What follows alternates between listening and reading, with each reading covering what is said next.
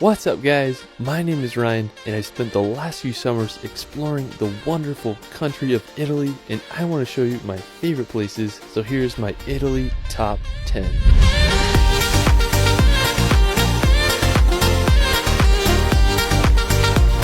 Italy has to be one of my all-time favorite countries. It's home to some of the world's most fascinating history, stunning towns, and pure Mediterranean vibes. From the jagged peaks of the Dolomites to the jaw-dropping coast of Sardinia, Italy has it all. Let's start this video off at the incredible Amalfi Coast. I have to say this is one of the most beautiful places, not just in Italy, but all of Europe. The Amalfi Coast is located in southern Italy, about a 3-hour drive from Rome. It's just hard to believe this place exists. Now, one of the most well-known towns on the Amalfi Coast is Positano. When you see this place in real life, you won't believe it. It's hard to beat the backdrop of the mountains filled with colorful villas against the Mediterranean Sea filled with boats and yachts. If you can handle the skinny roads, I definitely recommend just driving along the whole entire coastline and seeing all the beautiful towns. One notable place on the coast is the city of Trani. It's one of the best preserved medieval towns on the Amalfi Coast. If you want a more adventurous activity, you can take a hike on the Path of the Gods. Special thanks to my friend Logan Armstrong for helping me out with footage. He has an awesome vlog of the Amalfi Coast that I'll link in the description below. Anyways, the Path of the Gods is a 6-kilometer trail that takes you above the cliffs of the coast. You'll be able to get some of the most jaw-dropping views.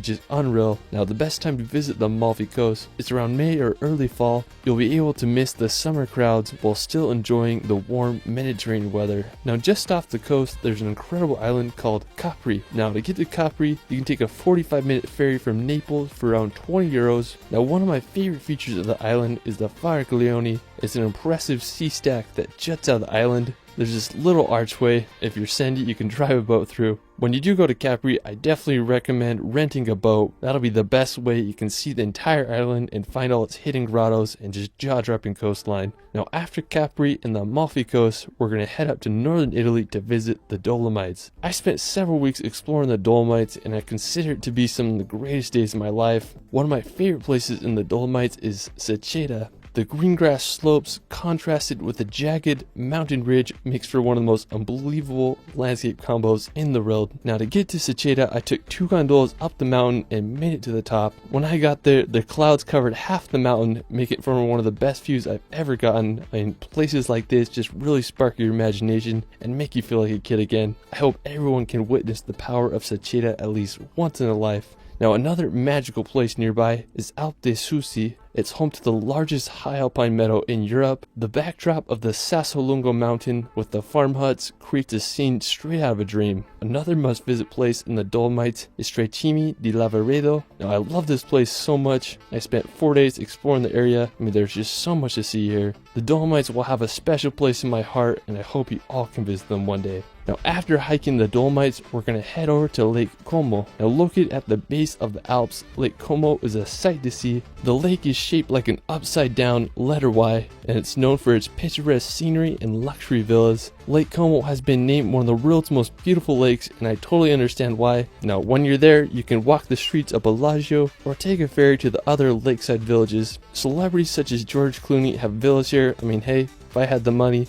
I'd probably buy one too. After Lake Como, we're gonna head to the coast to visit Cinque Terre. Now, Cinque Terre is made up of 5 seaside villages that date back to medieval times. The small fishing villages have lined the coast for thousands of years. During the Middle Ages, the villages started to be attacked from pirates, so fortifying walls were built to protect them from any future raids. Now, the small town of Vernazza is one of my favorites. It has the only natural port of Cinque Terre and remains one of the truest fishing villages on the Italian Riviera. I just can't get over these colorful houses and beauty of these cities. It's just hard to beat the charm of these Italian villages. After Cinque Terre, we're going to head to the second largest island in the Mediterranean, Sardinia. With some of Europe's best coastline, pristine beaches, and the clearest water I've ever seen, Sardinia is the place you gotta go. Now, one of the most impressive spots on Sardinia is the Amalfi Coast. It's 40 kilometers of coastline that's made up of massive limestone cliffs and secluded beaches. Now, special thanks to my friend the Drone Book for helping out with footage. He has one of the best videos on Sardinia, and I'll link it in the description below. There's so many great places in it. Now, the Amalfi Coast isn't the easiest place to reach. Most places require a hike or a boat ride, so if you do go, I definitely recommend renting a boat so you can see all the coast.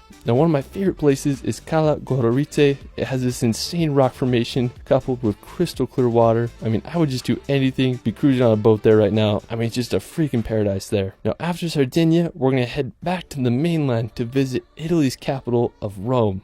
Now, Rome may be one of the most famous and iconic capitals in the world. Its history spans over 28 centuries, with its founding taking place in 753 BC. Ancient Rome's architecture stands today and draws millions of tourists each year. One of the most well-known structures of the capital is the Colosseum. It's this oval-shaped amphitheater that was completed in AD. It was the largest amphitheater built and could hold anywhere from 50 to 80,000 spectators. You can just marvel its structure from the outside or take a guided tour to witness the interior. One of my favorite attractions is the Trevi Fountain. It's a Baroque-styled fountain that was built in 1762. I mean, there's just so much to see in Rome. I hope you can all visit it one day. After Rome, we're going to head south to visit the region of Puglia. Now located on the Boot Hill of Italy, Puglia is a region famous for its whitewashed towns and magnificent coastline. One of my favorite places in Puglia is Pogliano a Mare. It's a stunning town right on the Adriatic coast. What I love about it is how the city is built right on the sea cliffs. I mean, they're just on there so perfectly that it looks like they're gonna fall off. There's some restaurants built into the caves on the sea cliffs. I mean, just such a cool spot.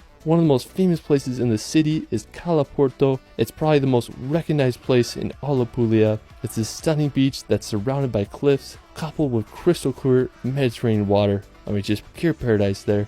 Afterwards, we're going to head to the island of Sicily. Now, Sicily is the largest island in the Mediterranean. It's just full of culture and fascinating history. One of the most impressive places on the island is the Valley of the Temples. Located in the town of Agrigento, it's one of the world's most stunning examples of Greek architecture. There were 7 temples built here by the Greeks in the 5th century BC. Unfortunately, they were burnt down by the Carthaginians, but rebuilt by the Romans 4 centuries later. One of the most well-preserved is the Temple of Concordia. It features the classic Greek pillars. I mean, it just makes you wonder what this must have looked like when it was first built. While we're still in Sicily, we're going to head over to the city of Catania. What's crazy about Catania is that it lies at the base of the massive Mount Etna volcano, which is 3,326 meters tall. It's one of the world's most active volcanoes. I'm just wild to see the ash shooting out the top. I mean, what a crazy yet beautiful city. Afterwards, we're going to head up north to the incredible region of Tuscany. Now located in central Italy, Tuscany is known for its landscapes, history, and artistic legacy. I mean, I've been obsessed with Tuscany ever since I've seen The Gladiator. It's a land full of rolling golden hills dotted with countless little hilltop towns.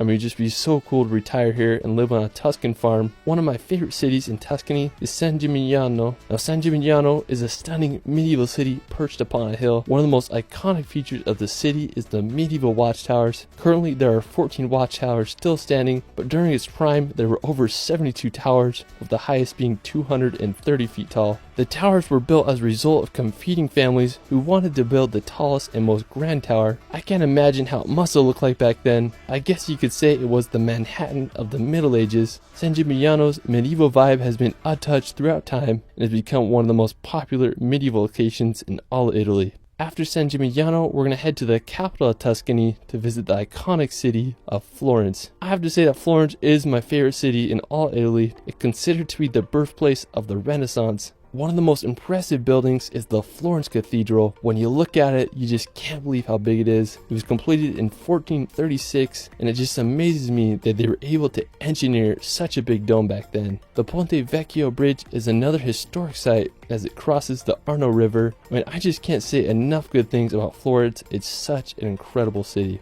Well, that is it for my Italy top 10. I mean, there's just so many places in Italy. I could do a top 100 list. Hopefully, I can spend some time there this summer, so be expecting a part 2. Let me know where your favorite place in Italy is in the comments below. I also start a relaxation channel where I post hour-long films with calming music to bring some peace and nature in your life. I just posted a relaxation film on Italy, and it's one of my favorites. You can find me on TikTok and Instagram at shirley.films. It's Ryan, and we will see you later.